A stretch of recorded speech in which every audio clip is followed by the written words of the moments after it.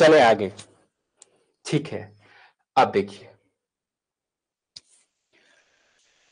अब हम इतना जब सब कुछ हमने जान लिया, तो अब हम तैयार हैं किसी भी कंपनी के फाइनेंशियल स्टेटमेंट को रीड करने के लिए, है ना। हम रीड करने के लिए हम तैयार हैं। ओके, तो देखिए, अपन जब फाइनेंशियल स्टेटमेंट को पढ़ते हैं, जब अपन फाइनेंशियल स्टेटमेंट किसी कंपनी का पढ़ेंगे, तो उसका ऑब्जेक्टिव क्या होता है, क्यों पढ़ते हैं, क्या पता चलता है उससे। तो मैंने यहां पर ना 3 टर्म्स लिखे हैं कि एक लिखा है मैंने प्रॉफिटेबिलिटी, दूसरा लिखा है लिक्विडिटी, और तीसरा लिखा है सोल्वेंसी। मैं थोड़ा इसको बड़ा कर दूं आपके लिए।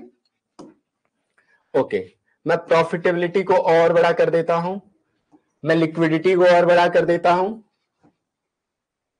और मैं आपके लिए सोल्वेंसी को भी बड़ा कर देता हूं। आई थिंक अब क्लियर है ये तीनों टर्म। हाँ जी,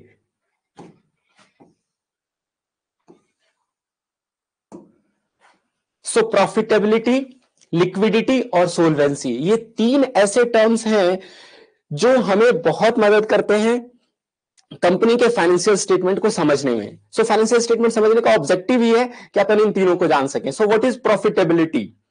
प्रॉफिटेबिलिटी क्या है? देखिए, जब कोई कंपनी चल रही है तो उस कंपनी के पास current obligation clear, short term obligation, and short term obligation में क्या क्या, कंपनी के खर्चे, सैलरी, रेंट, बिजली bill, different types of obligation ना, है ना। तो ये सब पे सबको पे करने के लिए कंपनी के पास क्या होना चाहिए, कैश होना चाहिए ना। तो वो जो अवेलेबल कैश है जो इन सारी ऑब्लिगेशंस को फुलफिल कर सके कि नहीं कर सके, वो किसके अंदर आता है, इस लिक्विडिटी के अंदर आता है।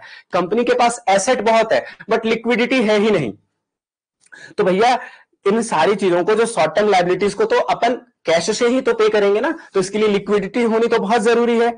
इसीलिए लिक्विडिटी होना भी कंपनी में बहुत जरूरी है। ऐसा नहीं है कि कंपनी में लिक्विडिटी हो ही ना तो फिर वो शॉर्ट टर्म लायबिलिटीज को फुलफिल नहीं कर पाएगा। तो एबिलिटी टू पे करंट ऑब्लिगेशन इज लिक्विडिटी। और कंपनी के पास एक लॉन्ग टर्म लायबिलिटीज भी तो है, कौन सा, डेट वाला, कर्जा वाला। तो कोई कंपनी अपने कर्जे को चुका पाएगी कि नहीं, वो कहां से पता चलेगा, वो उसकी सोल्वेंसी से पता चलेगा। सो सोल्वेंसी इज व्हाट, एबिलिटी टू पे ऑल डेट। सभी कर्जे को पे करने की एबिलिटी सोल्वेंसी के अंदर आएगी, करंट खर्चे को पे करने की एबिलिटी लिक्विडिटी के अंदर आएगी, और कंपनी प्रॉफिट बना रही है कि नहीं बना रही है, वो प्रॉफिटेबिलिटी के अंदर आएगी। बताइए, सोचिए, अगर इन 3 चीजों पे अपन ने कमांड कर लिया तो अपने को कंपनी के बारे में पता नहीं चल जाएगा सब कुछ। प्रॉफिटेबिलिटी, लिक्विडिटी और सोल्वेंसी, मोस्ट इंपोर्टेंट टर्म। अपने को कंपनी के इन्हीं 3 चीजों को देखना है। और उससे पहले क्या देखा था हमने, balance sheet, PNL, cash flow, भूलना कुछ भी नहीं है, सब कुछ ध्यान रखना है ना। क्या देखा था उससे पहले हमने, प्रॉफिटेबिलिटी, लिक्विडिटी, सॉल्वेंसी, और उससे पहले हमने क्या देखा था, balance sheet, cash flow, PNL statement. Okay, okay, अपन इन तीनों चीजों को समझ गए हैं। अब और आगे चलते हैं थोड़ा सा। ओह, प्रॉफिट निकालने की बात आएगी अब तो।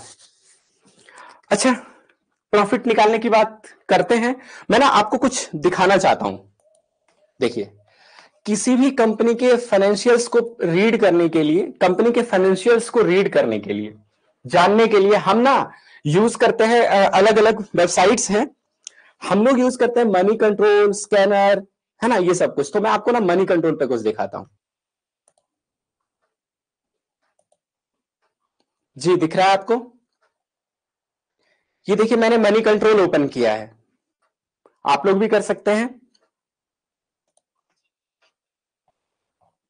ओके, सो मनी कंट्रोल में देखिए, हमने ये मनी कंट्रोल ओपन करने के बाद यहां आप जो सर्च का ऑप्शन है, यहां पे आप किसी भी कंपनी को सर्च करेंगे। मैंने रिलायंस सर्च किया और मुझे रिलायंस मिला। देखिए, इसकी हम ना उन जगहों पे जाते हैं जो हमने रीड किया है।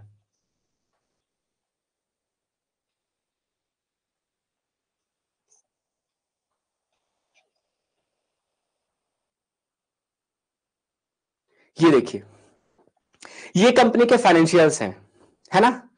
फाइनेंशियल्स में देखिए, अच्छा, दो है, एक कंसोलिडेटेड एक स्टैंड अलोन है। अपन इसको आगे देखेंगे कंसोलिडेटेड और स्टैंड अलोन क्या होता है, कुछ भी नहीं छोड़ेंगे ना, अपन हर चीज क्लियर करेंगे।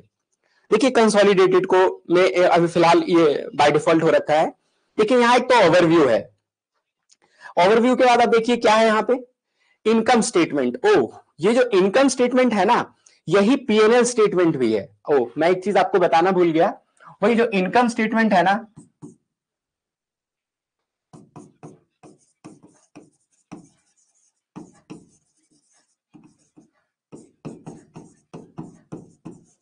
सो इनकम स्टेटमेंट ही क्या है अपना, इनकम स्टेटमेंट कहें उसको या पीएनएल स्टेटमेंट करें। उसके बाद देखिए सेकंड में क्या है, बैलेंस शीट। थर्ड में क्या है, कैश फ्लो।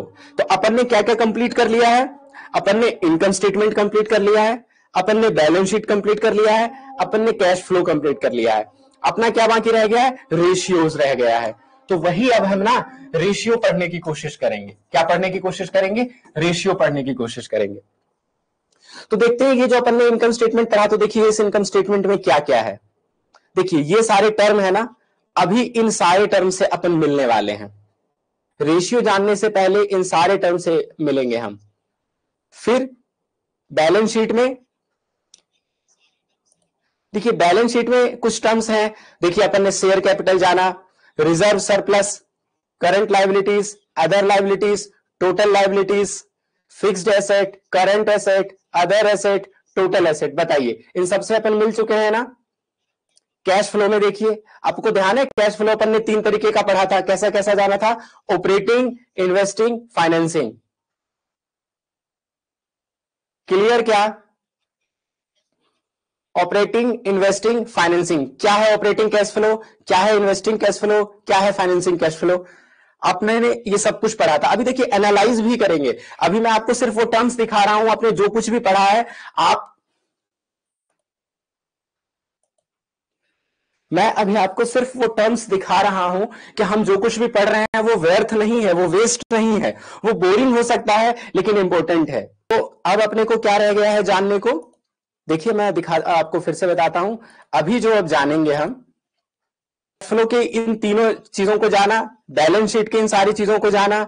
अब देखिए ये इनकम स्टेटमेंट हम जानने वाले हैं, है ना। और इनकम स्टेटमेंट में ये सेल्स और अदर इनकम और टोटल इनकम और ये total expenditure, EBIT, interest, tax, net profit, ठीक है, ये सब कुछ अब हम देखने वाले हैं। क्या क्या देखने वाले हैं, एक बार फिर से देखिए, ये सेल्स देखने वाले हैं हम, अदर इनकम देखने वाले हैं, टोटल इनकम देखने वाले हैं, टोटल एक्सपेंडिचर देखने वाले हैं, एबिट देखने वाले हैं, इंटरेस्ट देखने वाले हैं, टैक्स देखने वाले हैं, नेट प्रॉफिट देखने वाले हैं। ये सब कुछ देख लेंगे और फिर उसके बाद अपन रेशियो पे जाएंगे। मतलब ये जब अपना इनकम स्टेटमेंट कंप्लीट हो रहा होगा ना, तो इसी के साथ साथ पैरेलल में रेशियो भी अपना कंप्लीट हो रहा होगा आधा, ठीक है। और देखिए इस रेशियो में अपन क्या क्या जानेंगे, पर शेयर ईपीएस जानेंगे, basic EPS that is earning per share, diluted EPS that is diluted earning per share, अपन जानेंगे बुक वैल्यू, अपन जानेंगे डिविडेंड पर शेयर। ओ फेस वैल्यू भी, फेस वैल्यू तो पहले ही अपन ने जान लिया था, ओ 10 ही है यहाँ पे भी। अच्छा हमने जो कंपनी बनाई थी उसकी भी फेस वैल्यू क्या थी, 10 ही थी क्या, अरे हाँ 10 ही थी उसकी भी। चलो बढ़िया है। तो ये सब कुछ अपन कंप्लीट करने की कोशिश में लगे हुए हैं। ये फाइनेंशियल्स जो है यहाँ पे, फाइनेंशियल वाला जो टर्म है इस मनी कंट्रोल में, है ना। और इन सब पे हमारा कमांड हो जाएगा और फिर हम कंपेयर करना शुरू करेंगे। ओके, तो चले आगे, इनकम स्टेटमेंट में इन आने वाले टर्म्स को अपन कंप्लीट करते हैं एक एक करके, ठीक है जी, क्लियर है। इनकम स्टेटमेंट, पीएनएल स्टेटमेंट एक ही चीज थी, ये वाली बात मैंने आपके लिए लिख दी है। तो देखिए अब हम अलग अलग चीजों को जानेंगे